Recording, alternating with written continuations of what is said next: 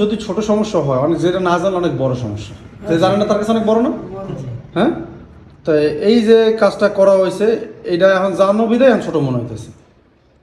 হ্যাঁ, কিন্তু এই যে মাশাআল্লাহ হ্যাঁ, এখন এসব ক্ষেত্রে কিছু জিনিস দেখতে হবে, শর্ট আছে কিনা, হ্যাঁ পাওয়ার সাপ্লাইতে লাগায়া, তারপরে আরো কিছু বিষয় সেটা দেখতে হবে।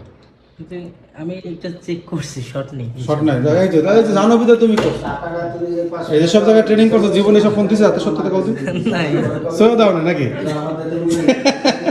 তাক এনএসডি সার্টিফিকেট তো দিতেছে। হ্যাঁ, লেভেল 2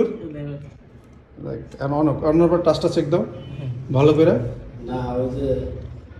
এই যে সে কাজটা করতেছে না এই দোকানে বসে, এবার তার দোকানে বসলে মনে হবে না যে কাস্টমার ফোন ধরছে। আমি যখন প্রথম কাস্টমার ফোন ধরে আমার হাত কাঁপতেছিল এরকম, কারণ আমার কোনো অভিজ্ঞতা নেই। আমি বাসায় বাসায় কাজ করছি একটা সময়, বাসায় আমি ভালো কাজ বুঝতাম, আমার কাছে বাসায় কাজ দিত, আমার বাসায় আয়রন সব কিছু ছিল।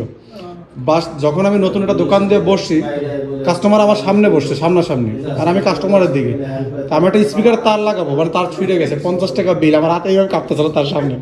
ভাই বন্ধ দেন, আপনার কাজ করার দরকার নেই। আমার লাইফের ফার্স্ট কাস্টমার ওইটা ছিল।